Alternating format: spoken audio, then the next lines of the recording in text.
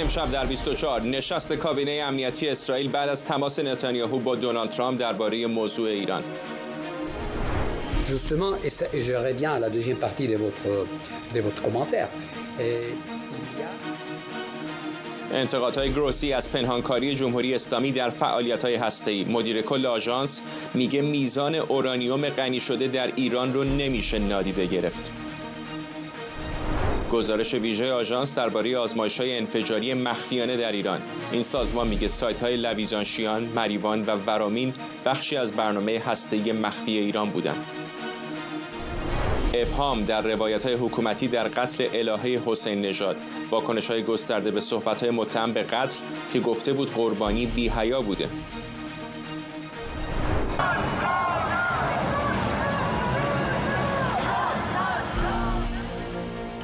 و ادامه اعتراضات به سیاست‌های مهاجرتی در لس آنجلس. ترامپ میگه بدون گارد ملی این شهر به کلی نابود میشد. از استودیوی ایران اینترنشنال این 24 است با فرداد فرهزاد. بینندگان ایران اینترنشنال در ایران و سراسر جهان سلام و وقت بخیر. همزمان با انتقادهای امروز رافائل گروسی از عدم پاسخگویی جمهوری اسلامی درباره فعالیت‌های هسته‌ایش، تهران میگه به زودی پیشنهادی متقابل برای توافق هسته‌ای از طریق عمان به آمریکا ارائه میده. اسماعیل بقایی سخنگوی وزارت خارجه ایران گفته این پیشنهاد در پاسخ به طرح آمریکاست که پیشتر به جمهوری اسلامی ارائه شده و تهران اون رو به خاطر اختلافات بر سر غنیسازی اورانیوم در خاک ایران غیر قابل قبول خونده. در همین حال ساعتی پیش هم مدیر کل آژانس با ارائه گزارش فصلی آژانس گفته صلح‌آمیز بودن برنامه اتمی جمهوری اسلامی رو تایید نمی‌کنه و اورانیوم غنی شده در مکان‌های اعلام نشده میتونه کاربرد تسلیحاتی داشته باشه. در نبود پاسخ‌های روشن و قانع کننده از جانب ایران، طبیعتاً من نمیتونم که تایید کنم که بقیه جوانب برنامه ایران صلح‌آمیز بودن. طبعاً همه مؤلفه‌ها رو نمیتونیم شواهد و ادله محسوب کنیم. متاسفانه اطلاعاتی هستند و مؤلفه‌هایی هستند که نیاز داریم که به سوال‌های ما در این باره پاسخ داده بشه، ولی خب همچنان نداریم اینها رو. بنابراین باز اشاره میکنم به سوال شما. مؤلفه‌های جدیدی هستند، داده‌های جدیدی هستند که در 2015 2016 از اینها اطلاع نداشتیم. به عنوان مثال ذرات اورانیوم غنی سازی شده که یافته شدن. خب این یعنی چی؟ یعنی که یه فعالیتی بوده. خب یعنی که اورانیوم اونجا بوده که از اونجا رد شده به هر حال و ظاهراً به نظر میرسه که تجهیزاتی هم اونجا بوده. اورانیوم که تنهایی اونجا نیست، یک سری ابزاری بودن، تجهیزاتی بودن برای اینکه اینها رو فراوری کنن و اینها. بنابراین سوال خیلی ساده است. اگه شما اورانیوم دارید و اگه تجهیزاتی دارین، خب اینا چی هستن و چه کردن؟ ساعتی پیش بعد از نشست خبری رافائل گروسی، دونالد ترامپ رئیس جمهوری آمریکا و بنیامین نتانیاهو نخست وزیر اسرائیل هم درباره ایران گفتگو کردند. به نوشته نشریه اسرائیل هیوم قرار بود نتانیاهو بعد از این تماس با شماری از مقامات ارشد اسرائیل از جمله رئیس ستاد ارتش، رئیس موساد، رئیس شاباک و وزیر دفاع جلسه امنیتی برگزار کنه. خبرنگارمون مرضی حسینی از کنگره آمریکا و آرش علایی از کاخ سفید به ما پیوستن. مرضی، با تو شروع کنیم و حرفای رافائل گروسی دبیر کل آژانس بین‌المللی انرژی اتمی در آستانه شرایطی که ممکنه همین پیش از آخر هفته قطعنامه علیه جمهوری اسلامی صادر بشه. همینطور فردا دقیقاً 2 روز زمان باقی مونده تا ضرب العجل 2 ماهه آقای ترامپ برای مذاکرات با ایران که میدونیم بعد از اون اسرائیلی‌ها تهدید به حمله به ایران کرده بودن و حدود 3 روز مونده تا زمانی که گفته میشه احتمالاً برای اولین بار بعد از 20 سال قطعنامه شورای حکام علیه ایران مبنی بر عدم پایبندیشون به برنامه هسته‌ای صادر خواهد شد. همزمان در این بازه زمانی حساس ایران اعلام کرد جمهوری اسلامی که طرح پیشنهادی آمریکا رو رد کرده، طرحی که میدونیم 2 هفته پیش به طریق عمان به ایران ارسال شد. حالا قرار هست در آینده نزدیک به گفته خودشون زود طرح پیشنهادی خودشون رو اعلام کنن. 3 مورد رو قبلا رویترز در گزارشش تاکید کرده بود که دلیل اختلاف نظر ایرانی‌ها در طرح پیشنهادی آمریکایی هست. اولی در خصوص ادامه غنیسازی در داخل ایران، دومی در خصوص مکان یا انتقال مواد غنیسازی به خارج از ایران و سومین مورد بحث تحریم‌ها، چیزی که در گفته‌های آقای بقایی هم واضح و مشهور بود. حالا با در نظر داشتن که 2 روز بیشتر فرصت نمونده، خیلی‌ها تخمین می‌زنن که احتمالاً فردا ایران از طریق عمان طرح پیشنهادی خودش رو ارسال خواهد کرد. هنوز دور ششم مذاکرات مشخص نشده، اما از طرف دیگه میدونیم که همون کنفرانس خبری آقای گروسی مطرح شد. لحن آقای گروسی از نظر بسیاری از مطبوعات آمریکایی لحنی بود که کمتر سابقه داشته که با این صراحت و با این شفافیت و با این تند بودن مطرح بشه، چیزی که به باور بسیاری و به گفته خیلی از دیپلمات‌های آژانس یقینا یک قطعنامه رو برای اولین بار به همراه خواهد داشت. قطعنامه‌ای که گفته میشه در پنجشنبه صادر خواهد شد. این قطعنامه میدونیم پیش‌نویسش قبلا گفته میشه توسط کشورهای آلمان و فرانسه تنظیم شده، اگرچه گفته شده احتمالاً این قطعنامه مثل سال 2005 یعنی مثل قطعنامه قبلی مستقیما به در واقع سازمان ملل نخواهد رفت. احتمال میده که در واقع آژانس انرژی اتمی حداقل 4 تا 5 هفته دوباره به جمهوری اسلامی فرصت بده. اگر در طول 4 یا 5 هفته بعد از اون هیچ پیشنهاد و هیچ پیشرفتی حاصل نشه، احتمالاً در نشستی گفته میشه حدود 2 ماه بعد برگزار خواهد شد. این قطعنامه توسط این سازمان به شورای امنیت سازمان ملل متحد ارجاع داده خواهد شد. این رو هم اشاره بکنم در آخر که در واقع این قطعنامه از نظر زمانی هم برمیگرده به آخرین گزارش که توسط شورای حکام منتشر شد، مبنی بر اینکه حداقل 30% میزان مواد غنی‌سازی شده توسط جمهوری اسلامی افزایش پیدا کرده، چیزی که بازتاب گسترده اینجا در کنگره آمریکا هم داشت. در طول هفته گذشته ما بارها شنیدیم به این قطعنامه آژانس بین‌المللی انرژی اتمی توسط قانونگذاران آمریکایی ارجاع داده شد، اینکه ایران از نظر فنی زمان بسیار کمی داره که حداقل مواد لازم برای 10 کلاهک هسته‌ای رو داشته باشه. آرش، همطور که در ابتدای گزارشم اشاره شد، آقایان نتانیاهو و ترامپ هم کمی پیشتر صحبت کردند. در این شرایطی که به نظر میرسه گره‌های زیادی در مذاکرات هسته‌ای وجود داره، همزمان با گزارش و نکاتی که دبیر کل آژانس بین‌المللی انرژی اتمی داره میگه، به گمانم الان چنین تماسی بیش از هر زمان دیگری حساس و مهم هست. کاخ سفید میگوید که این تماس به پایان رسیده است. تماسی 40 دقیقه‌ای بوده است. داستان این است که اگر یادتون باشه مطبوعات آمریکا پشت سر هم گزارش میدادن که روابط بین دولت ترامپ و نتانیاهو تیر و تار است، اما این گفتگوی تلفنی خودش نشان میدهد که هر موقع که رئیس جمهوری آمریکا یا نخست وزیر اسرائیل بخواهند با هم صحبت بکنند خیلی سریع این اتفاق خواهد افتاد. دلیلش هم این است که در ایمیلی که صبح میزد کاخ سفید به مطبوعات و برنامه رئیس جمهوری رو میگفت، این گفتگوی تلفنی گنجانده نشده بود. یعنی حتی دیشب هم بخش مطبوعاتی کاخ سفید نمیدانست که قرار است همچین گفتگویی باشد، ولی صبح اتفاق افتاد. احتمال بسیار زیاد همونجوری که عرض کردم به درخواست اسرائیلی ها.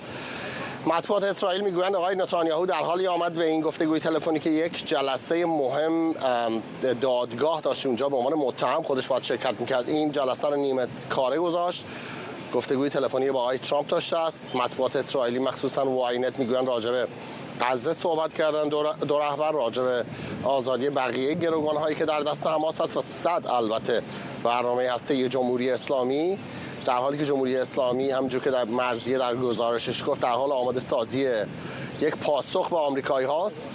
پاسخی که به نظر می آید در مقابل پیشنهاداتی باشد که کاخ سفید ارائه کرده است به جمهوری اسلامی و هنوز جزئیات آن مشخص نشده است. همچنین جلسه امروز آژانس بین‌المللی انرژی اتمی، قطعنامه‌ای که احتمالاً در طول چند روز آینده صادر خواهد شد و دست کاخ سفید در این مورد باز است برای اینکه بخواهد گزینه‌های بعدیش رو انتخاب کند، ولی اینکه این گزینه چیست هنوز مشخص نیست. آقای ولادیمیر زلنسکی رئیس جمهوری اوکراین همین هفته پیش گفتش که نزدیک 20,000 موشک پدافند ضد هوایی برای از بین بردن پهپادهای ایرانی سفارش دادن با آمریکا در طول یک سال گذشته، ولی به جای که این موشک‌ها رو آمریکایی‌ها بدن به اوکراین بردن به خاورمیانه.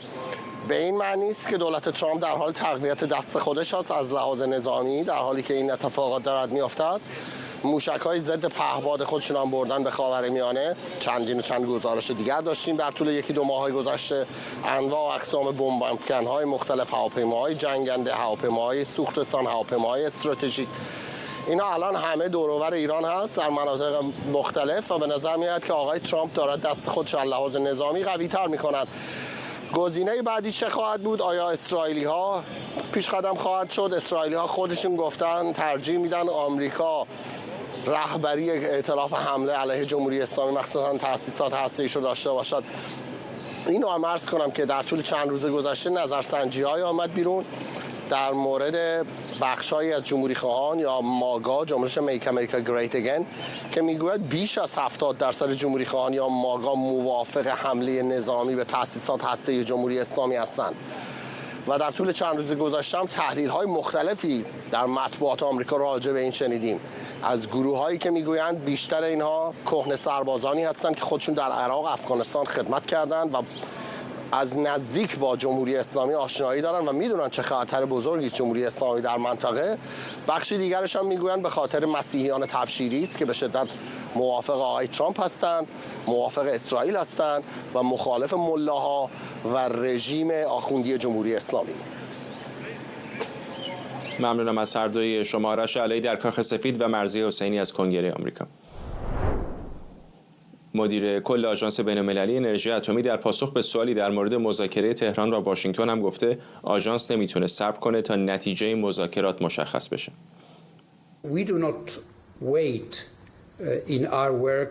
ما تو کار خودمون نمیتونیم صبر کنیم که ببینیم که در مذاکرات دو جانبه چه اتفاقی میفته. حمایت میکنیم از مذاکرات دو جانبه و به هر نحو ممکن میخوایم بهشون کمک کنیم وقتی که از ما کمک بخوان، اما پروسه ما ادامه خواهد داشت همزمان. البته که ما واقف هستیم از این واقعیت به این واقعیت که روی کرده طرف ایرانی در ارتباط با آژانس یا کار آژانس اگر وابسته هم نباشه بسیار تحت تاثیر چیزی قرار میگیره که در اون مذاکرات دو جانبه شاهد هستن. اگه بخوام ساده تر براتون بگم، اگر ببینن که تو اون مذاکرات پیشرفت دارن، حدس من اینه که همزمان همکاری بیشتری رو با آژانس از خودشون نشون خواهند داد در این پروسه ما. اما اگر که اون مذاکرات بغرنج بشن شاید به اون اندازه با ما همکاری نکنن. اما نمیخوام وارد هیته گمان زنی بشم که چه کار خواهند کرد یا نخواهند کرد. میخوام صرفاً به این اکتفا کنم که بهتون بگم چه اتفاق داره میفته. یک رابطه متقابلی هست بین کار ما و مذاکرات دو جانبه ایران و آمریکا. حالا اینا میتونن به اتفاق هم پیشرفت کنن یا میتونه لحظاتی باشه که میتونن دچار جمود بشن، مثل هر مذاکره‌ای. جمشید برزگر، روزنامه‌نگار و تحلیلگر سیاسی از تورنتو به ما پیوسته. آقای برزگر، آقای گروسی به نظر میرسه که ارتباط احتمالی بین مذاکرات و گزارش آژانس رو خیلی محدود میبینه، اما در همه حرفایی که او زده، در گزارشی که آژانس داده و در قطعنامه‌ای که ممکنه تا همین پنجشنبه صادر بشه، مشخصه که آژانس بسیار نگرانه در مورد فعالیت‌های هسته ایران. حتی در بخش آقای گروسی حرف از این میزنه که جمهوری اسلامی اطلاعاتی رو از آژانس رو بوده. این چه تصویری به ما میده در مورد جایگاهی که الان ایران و آژانس در مقابل هم دارن؟ بله، با سلام به شما. خب آقای گروسی بعد از ورود مجدد دونالد ترامپ به کاخ سفید چندین بار به صورت علنی در واقع انتقاد یا گلایه کرده بود که مقامات دولت آمریکا چندان آژانس بین‌المللی انرژی اتمی رو در جریان مذاکرات قرار نمیدن یا اصلا ارتباط چندانی وجود نداره که آژانس از دیدگاه‌ها و مواضع دولت آقای ترامپ در این زمینه مطلع بشه. این بحثی است که در مورد 3 کشور اروپایی هم مطرح بوده و اونها هم در مذاکرات در واقع حاضر نبودن. اما الان که مذاکرات به نظر میرسه که با بنبست مواجه شده، البته جمهوری اسلامی داره تلاش میکنه که این وضعیت کنونی رو ادامه بده. ادامه وضعیت فعلی یعنی اینکه قطعنامه‌ای در آژانس منتشر نشه، مذاکره برای همیشه ادامه پیدا بکنه، وضعیت ایدئال و مطلوب جمهوری اسلامی است. این رو در حرفای امروز مجید تخت‌روانچی هم دیدیم که گفت پاسخ جمهوری اسلامی به پیشنهاد آمریکا یک جمله‌ای یا یک پاراگرافی نخواهد بود، یک متن مفصلی است که در واقع به موضوعات مختلف پرداخته و اون میتونه تازه خودش چارچوبی باشه، مبنایی باشه برای اینکه دو کشور حالا چگونه با هم مذاکره بکنن. این درست برخلاف اون نگرانی هست که هم اسرائیل داره هم آمریکا داره. حالا هم آژانس بین‌المللی انرژی اتمی داره و دیدیم صحبت‌های امروز آقای گروسی شاید صریح‌ترین و تندترین اظهار نظر او در رابطه با پرونده هسته‌ای ایران در سالهای اخیر بوده. این کاملا زمینه رو مساعد میکنه برای اینکه قطعنامه شورای حکام علیه جمهوری اسلامی صادر بشه و مسیر برای بازگشت پرونده هسته ایران به شورای امنیت سازمان ملل هموار بشه و در اونجا هم طبیعتاً اگر چون این اتفاقی بیفته باید چشم انتظار فعال شدن مکانیسم ماشه و بازگشت همه تحریم‌های سازمان ملل. ببخشید آقای برزگر حرفتون رو قطع کنم، ولی در همین مورد به نظر میسه هم آژانس هم کشورهای پیشنهاد دهنده این قطعنامه در مورد ارجاع سریع پرونده به شورای امنیت سازمان ملل کمی محتاط هستن. به نظر میرسه که دست کم تا آخرهای تابستان میخوان به جمهوری اسلامی فرصت بدن. چرا به نظرتون؟ بله، برای اینکه ببینید آقای گروسی در صحبتش تاکید میکنه، میگه که به نظر من، یعنی به نظر آقای گروسی، هنوز راه حل دیپلماتیک بهترین و مؤثرترین راه حل هست و ابراز نگرانی میکنه. میگه که اگر به تأسیسات هسته‌ای جمهوری اسلامی حمله بشه، احتمال اینکه اونها از NPT خارج بشن و برن به سمت ساخت سلاح هسته‌ای فراوان هست. این نگرانی جدی و حرف بسیار مهمی زد که تا حالا نگفته بود. آقای گروسی امروز به شبکه 24 اسرائیل گفته که مقامات جمهوری اسلامی به او به صراحت گفتند که اگر به تأسیسات هسته‌ای ایران حمله بشه، جمهوری اسلامی به دنبال ساخت سلاح هسته‌ای خواهد رفت. این به صحبتی است که آقای گروسی به عنوان مدیر کل آژانس انرژی بین‌المللی انرژی اتمی داره از مقامات جمهوری اسلامی نقل میکنه و صراحت داره برای اینکه اونها گفتن در صورت حمله به این سمت حرکت خواهند کرد. به همین خاطر این فرصت رو میخوام بدن یا خروج از NPT. آقای برزگر لطفاً با ما بمونید، میخوام یه تیکه دیگه از حرفای آقای گروسی رو پخش بکنم که گفته ایران تنها کشور غیر اتمی جهانی که در این سطح به انباشت اورانیوم اقدام کرده و به گفته اون نمیشه اون رو نادیده گرفت. نگرانی ما این هست که باید خیلی روشن بگیم این رو، دقیقاً به همین دلیل که افکار عمومی رو آگاه نگه داریم، یعنی نه اغراق کرده باشیم ولی دست کم هم نگرفته باشیم معنی این رو. من میگم چون این واقعیت داره که غنیسازی اورانیوم فی نفسه فعالیت ممنوعه نیست و این چیزیست که طرف ایرانی ما هم همیشه به ما گفتن و به همه جهان هم میگن. این درسته، اما همزمان ما میدونیم که انباشت و ادامه انباشته شدن و اینها تنها کشور جهان هستند که داره چنین کاری میکنه در این سطح، در سطحی که بسیار بسیار نزدیک به سطحی که برای بمب‌های هسته‌ای بهش نیاز دارید. بنابراین این رو نمیتونیم نادیده بگیریم. بنابراین فی نفسه یک فعالیت ممنوعه نیست، اما نمیتونیم نادیدهش بگیریم. بنابراین به همین دلیل که داریم به صورت بسیار متمرکز بهش نگاه میکنیم. یک نکته که باید روشن کرد اینه که این مواد هم ارز سلاح هسته‌ای نیستن. میزان موادی که نیاز دارید یک مسئله است، ولی خب این که منفجرش بشه کرد نیاز به اجزای دیگری هم دارید. یک سیستم بسیار پیچیده است، پیشرفته است که نیاز به خرج منفجر کننده داره و موادی که و سیستم هایی که فراتر از صرف مواد غنی شده است. اما خب این خیلی آشکاره که این موجودی انباشته شده چیزیست که همونطور که در گزارشون هم گفتیم نمیشه نادیده گرفت، باید بهش نگاه کرد. و آقای برزگر، آقای گروسی عملا داره میگه که درسته که روی کاغذ بعضی از این حقوق به درستی همونطور که تهران میگه شامل جمهوری اسلامی هم میشه، اما شاید به قول انگلیسی‌ها اگه مثل اردک راه میره، اگه مثل اردک شنا میکنه و مثل اردک صدا میکنه حتما اردکی. یعنی به نظر میرسه که او داره عملا به طرف ایرانی میگه که همه جهان میدونن که برنامه شما چه هست. بله کاملا درسته. ببینید دو نکته در اینجا وجود داره. در صحبت‌های آقای گروسی هم به صراحت به هر دو مورد اشاره شده که میزان مواد در واقع اورانیوم غنی شده است که گفته میشه الان به بیش از 400 کیلوگرم رسیده و به صورت تئوریک و نظری این میزان اورانیوم غنی شده با صرف زمانی شاید حدود 2 هفته به اون غلظت 91% لازم میرسه، یعنی از 60% به 91% که صرفاً و فقط کاربرد نظامی داره. ضمن اینکه اورانیوم غنی‌سازی شده با غلظت 60% عملاً هیچ نوع کاربرد دیگری نداره. برای نیروگاه‌های برق غیر قابل استفاده است، برای مصارف پزشکی هسته‌ای غیر قابل استفاده است. بنابراین این سوال منطقی وجود داره که علیرغم حق غنی‌سازی این میزان در واقع اورانیوم غنی شده رو به چه دلیل شما انباش کردید؟ ضمن اینکه مسائل پادمانی و پرسش‌های پادمانی بدون پاسخ هم وجود داره در همون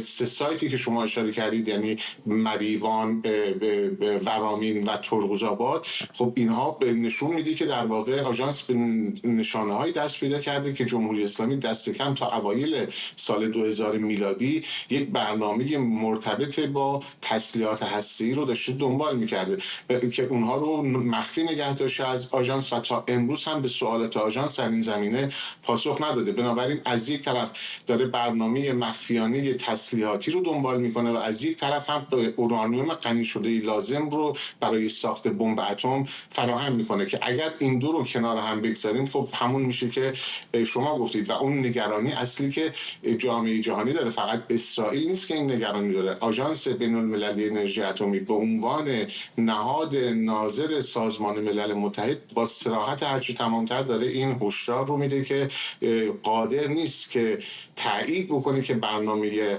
هسته‌ای جمهوری اسلامی یک برنامه صلح‌آمیز هست و این موضوع این است که به هر حال پذیرفته بشه و تحمل بشه، حالا یا از طریق تشدید تحریم‌ها به شکل طاقت فرسا یا حتی یک اقدام نظامی.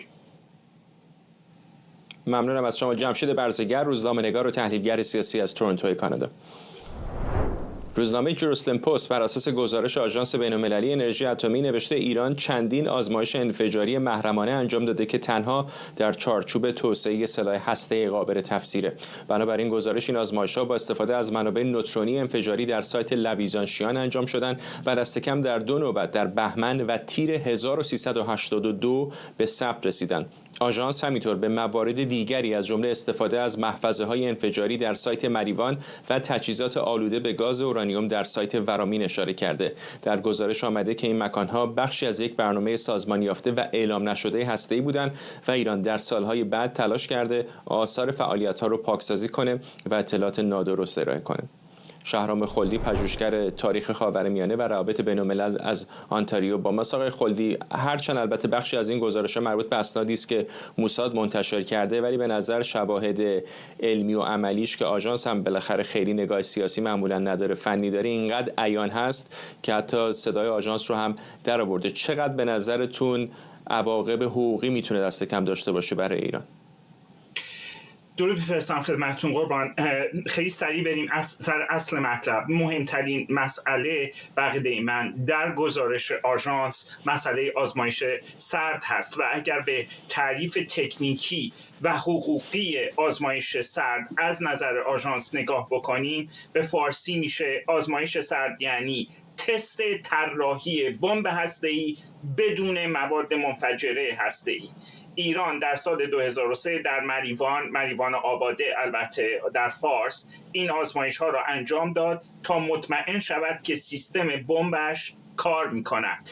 این گام بزرگی به سمت تسلیحات هسته‌ای بود. خب این به چه معنی هست؟ به این معنی هستش که گزارش آژانس، و این رو باید یادآوری بکنیم، به صورت سنتی و قانونی رؤسای آژانس همیشه از بین حقوقدانان بین‌المللی انتخاب میشن. آقای گروسی یک حقوقدان برجسته بین‌المللی هستند در حقوق بین‌الملل عمومی که با استفاده از دانشمندان و کارشناسان اتمی آژانس کار میکنن و گزارششون رو تحویل میدن.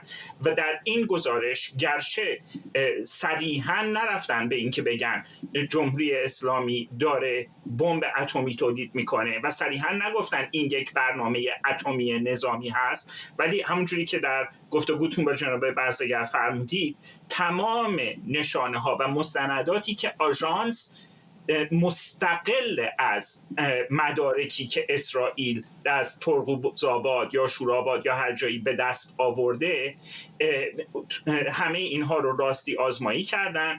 رفتن تا سال 1382 و اگر دقت بفرمایید در مذاکراتی که جمهوری اسلامی داره با پرزیدنت ترامپ میکنه، داره سعی میکنه که همه چیز رو محدود بکنه به اون چیزی که از سال 2015 به این طرف اتفاق افتاده، یعنی ظرف 10 سال گذشته اتفاق افتاده، یعنی از دوره آقای روحانی به این طرف اتفاق افتاده و داره سعی میکنه مسئله موشک هایی که میتونن حمل بکنن کلاهک های هسته‌ای رو در مذاکرات مطرح نشه، مسئله شیطنت‌های جمهوری اسلامی در مورد حمایت از نیروهای نیابتی مطرح نشه، محدود بکنه چارچوبش رو. و طبق تحقیقی من کردم ظرف تقریبا میشه گفت 120 روز گذشته تمام کارشناسانی که در غرب، در اروپای غربی، در بریتانیا، در آمریکای شمالی همیشه طرفداری کردن از برجام، از جمهوری اسلامی، هر 15 روز یک بار با یک هماهنگی خیلی جالبی روی مسائلی که عراق چی میخواد مذاکره بکنه تکیه کردن، مصاحبه کردن، مقاله چاپ کردن در روزنامه‌ها و مجله‌های مختلف. و به عقیده من این دقیقاً نشون میده که جمهوری اسلامی وحشت بسیاری داره از این که گزارشی که نهایتاً به آژانس تحویل داده میشد از طرف آقای گروسی به شورای حکام این پتانسیل رو داشته باشه که برای پیگیری بیشتر به شورای امنیت بره. همونطور که اشاره کردم بخش قابل توجه از این گزارش بر اساس اسناد موساد میاد. الان هم یک ادبیاتی رو بعضی از مقامات ایرانی شروع کردن درباره اینکه ممکنه این آلودگی‌ها عمدی بوده باشه. آیا این بهانه‌ها به نظرتون میتونه محکم بپسند باشه، چه برای آژانس چه برای طرف‌های غربی؟ 100% میتونه باشه. برای اینکه مکانیزم اینجور در نظر گرفته که اگر نگرانی وجود داره این قضیه بره به شورای امنیت، کمیسیون حل اختلاف به این قضیه رسیدگی بکنه، یک داور نهایتاً تعیین بشه و بعد دوباره برگرده به شورای امنیت. این که 100% بله، اساساً آژانس با توجه به عدم دسترسی و عدم همکاری که جمهوری اسلامی از خودش نشون داده نمیتونست خط راست آزمایی مستقل رو آغاز بکنه بدون شواهد و مستنداتی که اسرائیلی ها در اختیارش گذاشتن.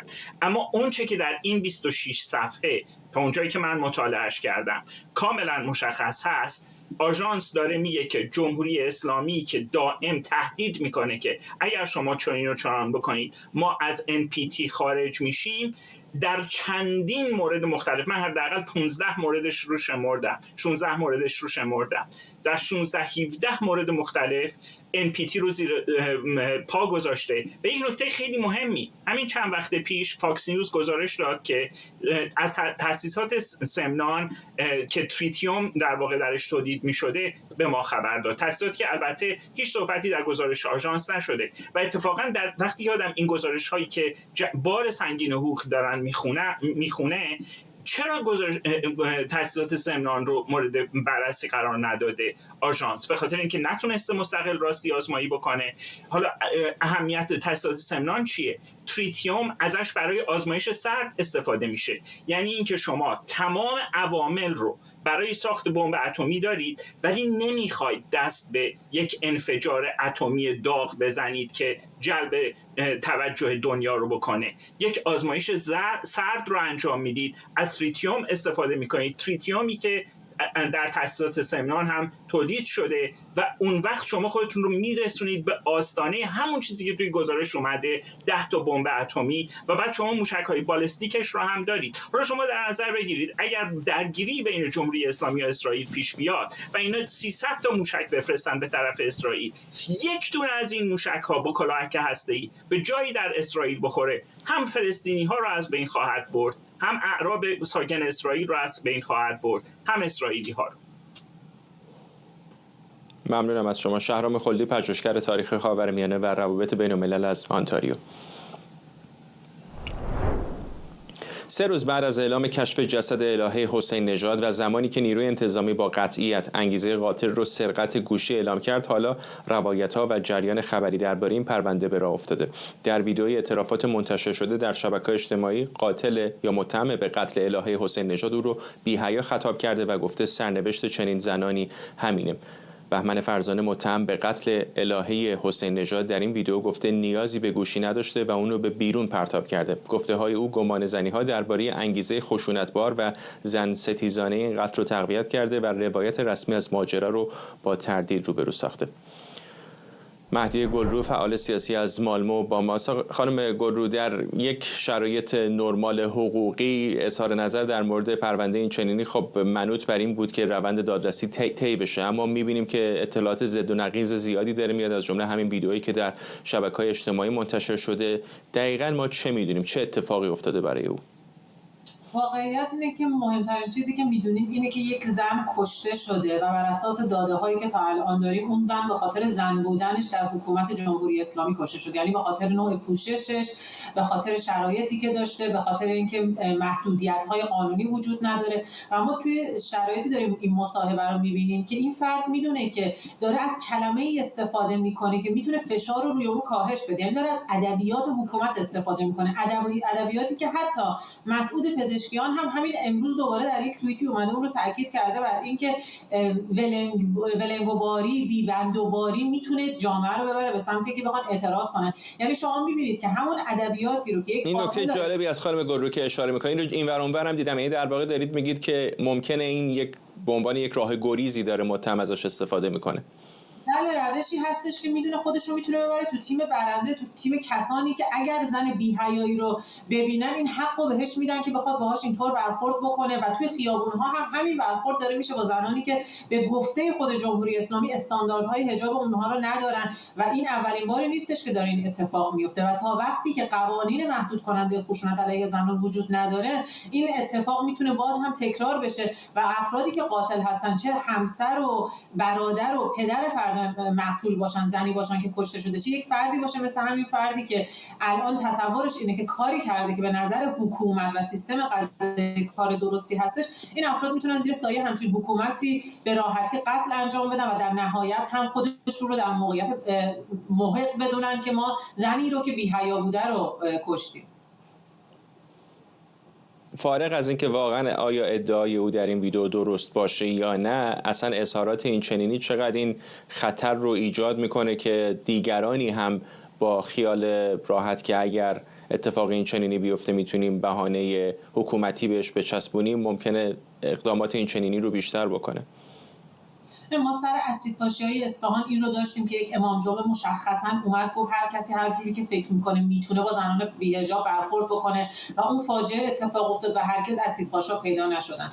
در مورد تحصیل دختران مسمومیت‌های سریالی رو داشتیم که بسیاری از دختران نوجوان توش آسیب‌های جدی دیدن و در نهایت اصلا مشخص نشد که چطور با اون پراکندگی در شهرهای مختلف و مدرسه‌های مختلف داره اتفاق میفته. در کنارش کسی رو داریم که در واقع همسرش رو سرش رو میبره تو خیابون میچرخونه و بعد میبینیم 3 ماه بعدش آزاد میشه و حکمی هم که میگیره حکم ناچیزی هستش و خیلی سریع آزاد میشه. پدر رامینا رو داریم که خودش توی مصاحبهش گفت من قبل از کشته شدن، قبل از اینکه بچه‌مو بکشم با یه وکیل در واقع مشورت کرده بوده و میدونسته که خودش صاحب دم هست و خودش هستش که صاحب خونه دخترشه و کشتن اون براش قرار نیستش که عواقبی رو داشته باشه. توی این چارچوب ساختاری در کنار فرهنگ مردسالار به نظر میرسه که افراد میتونن به شکلی آتش به اختیار وقتی که حکومت داره زنان رو سرکوب میکنه، اونها هم چه در جایگاه پدر و برادر و همسر باشن، چه در جایگاه یک مردی باشن که فکر میکنن زنان بی‌حیا رو باید در واقع به این شکل محو بکنه از جامعه، همچین کاری رو بکنن. و من فکر میکنم تا وقتی که این ساختار به همین شکل ادامه پیدا میکنه نمیتونیم هیچ کدوم از این قتل هایی که اتفاق میفته، هیچ کدوم از این زنکشی ها رو نمیتونیم از ماهیت و ساختار جمهوری اسلامی جدا بکنیم. اگر که اون رو جدا بکنیم در واقع نادیده گرفتیم که توی چه ساختاری و بر اساس چه قوانینی داره اتفاق میفته. جمهوری اسلامی جزو معدود کشورهایی در جهان هستش که هیچ نوع خشونت خانگی رو براش قانون مجازات در نظر نگرفته. تجاوز در محدوده خانواده رو براش مجازات در نظر نگرفته، حتی جرم در نظر نگرفته. بخوایم بین این تعداد اقلیت کشورهایی که این همچین قانونی رو ندارن نگاه بکنیم، می‌بینیم که واقعا شرایط زنان ایران تحت یک شرایط خشونت‌آمیزی هستش که هر زمان ممکنه توسط یک غریبه یا آشنا فقط به خاطر اینکه اونجور که خودشون دوست دارن لباس میپوشن یا زندگی میکنن یا قهرمان مچ‌اندازی میشن و مچ دستشون قطع میشه فقط به خاطر اینکه یک زنی مچ دستش قطع میشه، در صورتی که توی مچ‌اندازی قهرمان شده. یعنی شما این ساختار رو وقتی میبینید، این اتفاقات رو میبینید، نمیتونید بگید که توی هر حکومت دیگه‌ای ممکن بود این اتفاق بیفته. من فکر میکنم مشخصاً تحت حاکمیت حکومت اسلامی مردسالار هستش که این نوع رفتارها عادی جلوه میکنه. ممنونم از شما. مهدی گلرو، فعال سیاسی از مالمو. دونالد ترامپ میگه اعزام گارد ملی برای مقابله با نارامی‌ها در کالیفرنیا یک تصمیم عالی بوده. همزمان پنتاگون گفته اگر خشونت‌ها ادامه پیدا کنه آماده است نیروهای ارتش رو هم وارد عمل کنه. فرماندار دموکرات کالیفرنیا اما استقرار گارد ملی در این ایالت رو غیرقانونی خونده. با درخواست ترامپ برای بازداشت معترضانی که با ماسک صورتشون رو پوشیدن، پلیس تعدادی از معترضان رو بازداشت کرده. ترامپ ساعتی پیش گفت از بازداشت گوین نیوسام فرماندار کالیفرنیا حمایت میکنه. پیشتر تام هومن مسئول امور مرزی دولت تهدید کرد هر کسی که مانع تلاش‌های اجرای قانون مهاجرت بشه رو دستگیر میکنه.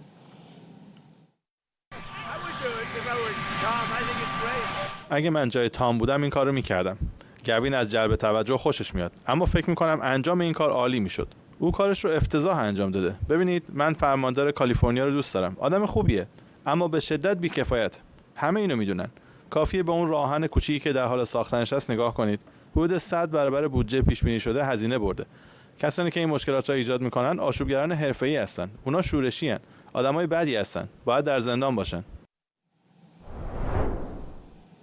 رضا گوهرزاد، روزنامه‌نگار و تحلیلگر سیاسی از ایرواین با ماست. آقای گوهرزاد، به نظر میاد که الان موضوع دو تا جنبه داره. یکی جنبه اجرای قانون و درگیری‌هایی که در سطح لس آنجلس در جریانه، یکی دعوای قلمرو دولت فدرال هست و دولت ایالتی. چقدر فکر می‌کنید که مخصوصاً این بخش دوم میتونه عواقبی بسیار گسترده‌تر از کالیفرنیا داشته باشه؟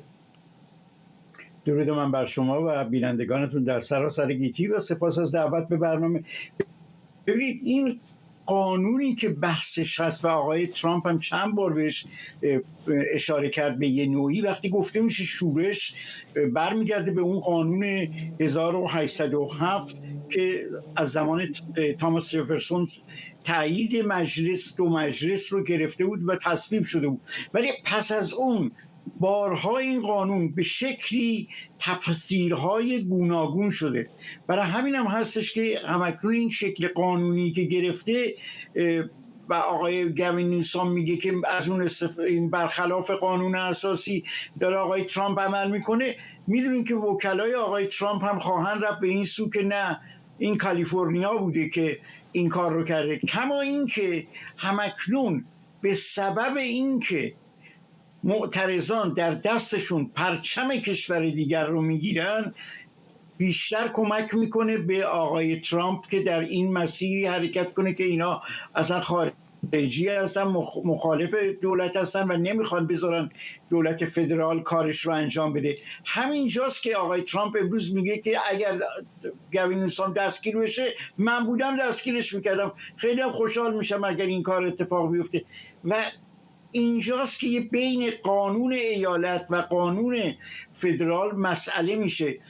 دولت فدرال آمریکا در زمینه‌های گوناگون تلاش داره قوانین ایالتی رو کنار بزنه و حاکم مطلق باشه و این ایالت‌های به ویژه ایالت‌های دموکرات یا لیبرال به قول معروف که خودشون رو پناهگاه برای دیگران اعلام کردن، اجازه نخواهند داد این اتفاق بیفته و این ماجرا بالا خواهد گرفت. و خب همین گره کار اینجا نیست آقای گوهرزاد. از یه طرف ایالت‌های لیبرال هم تو که خودتون گفتید مثل کالیفرنیا مأمنی هستن برای بسیاری از مهاجران غیرقانونی، از طرف دیگه خب این دولت فدرال هست که سیاست‌های مهاجرتی رو باید اعمال بکنه. اگر دولت محلی مثلا کالیفرنیا یا نیویورک اعمال نکنن یا دستگیر نکنن کسانی رو که از ویزاشون گذشته یا غیرقانونی وارد کشور شدن، آیا دولت فدرال ناچار نخواهد بود که دست به اقدامات این چنینی بزنه؟ ببینید دولت فدرال بر اساس قانون مسئله دستگیریش فرق میکنه و این حرکتی که همکنون انجام شده بیرون از اون مسئله است. یعنی که این نیروهای مرزی که آمدن آدم‌ها رو دستگیر کنن، برای نمونه مثلا رفتن در یک مدرسه بچه‌ها رو بخوان دستگیر بکنن، برن تعقیبشون کنن، خانواده هاشون رو پیدا کنن. این هاست که مسئله سازه. من دیدم آقای گوین نیوسام در گفتگویی که روز گذشته کرده بود میگه که از دختر 4 ساله دست بردارین، بیاین اگه میخواین منو دستگیر کنین منو دستگیر کنین. و اینجاست که مسئله این شکلی میشه که مسئله قدرت‌های محلی باید بتونن کار خودشون رو انجام بدن و شما درست میفرمایید برای کسی که ویزاش تموم شده، ولی سالهای سال نه در کالیفرنیا، در بسیاری از ایالت‌ها کسایی که ویزاشون تموم شده نرفتن خودشون رو معرفی کنن و زندگی کردن در اینجا. همین ایالت کالیفرنیا برای کار ارزانتر در زمانهای گذشته و تا به امروز حتی یه نوعی درها رو باز گذاشته که این کارگرها بیان، کارگر ساختمانی، کارگر در مزرعه ها و کار بکنن. همکنون است که این مسئله ایراد پیدا کرده. این هم از عجایبه که از یک طرف قوانین مربوط به حداقل دستمزد میذارن، از طرف دیگه مرزها رو باز میکنه که مهاجران با هزینه کم بیان. آقای گوهرزاد با ما بمونید، میخوام بخشی از صحبت‌های شهردار لس آنجلس رو پخش بکنم که میگه مردم حق اعتراض دارن و هم این که خواسته اعتراضها به خرابکاری و آشوب منجر نشه.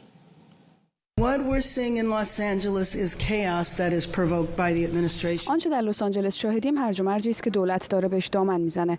وقتی به فروشگاه‌ها و دفاتر یورش میبرید، وقتی والدین و فرزندان رو از هم جدا میکنید، وقتی کاروان‌های زره‌پوش رو در خیابان‌های ما به حرکت در میارید، ترس و وحشت ایجاد میکنید. اعزام گارد ملی تشدید وضعیته. میخوام مردم لس آنجلس بدونن که ما در کنار همه اهالی این شهر، فارغ از اینکه کجا متولد شدن، ایستادیم. متمم اول قانون اساسی به شما این حق رو میده که به صورت مسالمت‌آمیز اعتراض کنید، اما این حق به شما اجازه نمیده که خشونت کنید، هرج و مرج ایجاد کنید یا به اموال عمومی خسارت بزنید. این قابل تحمل نیست. این اتفاق نباید در شهر ما بیفته. اما من همراه با فرماندار از دولت درخواست میکنم که دستور حضور گارد ملی رو لغو کنه. آقای گوهرزاد، خودتون اشاره کردید سال‌هاست که خیلی‌ها از روادیدشون گذشته و اینجا هستن یا غیرقانونی هستن، وارد خاک آمریکا شدن، به میلیون‌ها نفر میرسه. در همین کالیفرنیا فقط 2 میلیون نفر مهاجر غیرقانونی هستن. آقای ترامپ مرزهای جنوبی رو تا اندازه قابل توجهی الان بسته. چقدر فکر می‌کنید که در اخراج کردن مهاجران غیرقانونی هم جدی هست و اگر باشه چه عواقب مهاجرتی خواهد داشت برای این کشور؟ ببینید آقای ترامپ در این زمینه جدیه، ولی یک بام و دو هوا بازی میکنه. یعنی شما یه زمانی میگین که ما مهاجران رو برن و درخواست ماندگاری در اینجا بکنن ولی مسیر قانونی رو خب اینا مسیر قانونیشون دشوار هست. در این سالها مشخص شده که به این سادگی اداره های فدرال برای مهاجرت اجازه پناهندگی، اجازه زندگی صادر نمی‌کنن. ولی در همین میان گفتم یک بام و دو هوا، آقای ترامپ دستور میده از آفریقای جنوبی سفیدپوستانی رو که میگویند که سیاه‌پوستان به اونا ظلم کردن وارد آمریکا بکنن و بهشون اجازه اقامت بدن. شما نمیتونین با قوانین این گونه برخورد کنین. بذارید من یک نمونه دیگه هم در مورد این شورش‌ها بهتون بگم. خانم کرن باس در اون زمان نبودن، در نماینده کنگره بودن، در کنگره بودن. 1992 من خودم در میان این کارزار آشوب‌ها بودم. در اون زمان آقای پیت ویلسون که فرماندار کالیفرنیا بود و یک جمهوری خواه بود، از رئیس جمهور جمهوری خواه یعنی آقای جورج بوش پدر درخواست کرد برای مقابله با شورش‌ها گارد ملی بفرسته.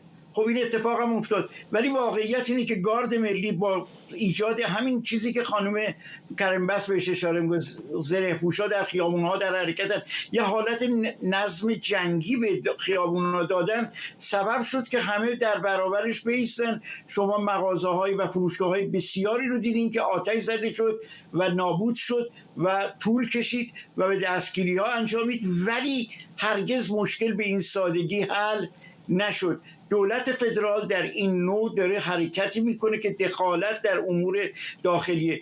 و باید اون رو از ذهن دور بداره. شما کاملا درست میفرمایید، وقتی کسی ویزاش باطل میشه میتونن بیان اخراج کنن، ولی نکردن این کار رو. در این سالها درهای باز رو گذاشتن همواره برای هیچ آمریکایی حاضر نبود در مزرعه توت فرنگی بره با ساعتی $5 کار کنه. ممنونم از شما. رضا گوهرزاد، روزنامه‌نگار و تحلیلگر سیاسی از ایروین، و ممنونم از شما که بیننده برنامه 24 امشب بودید.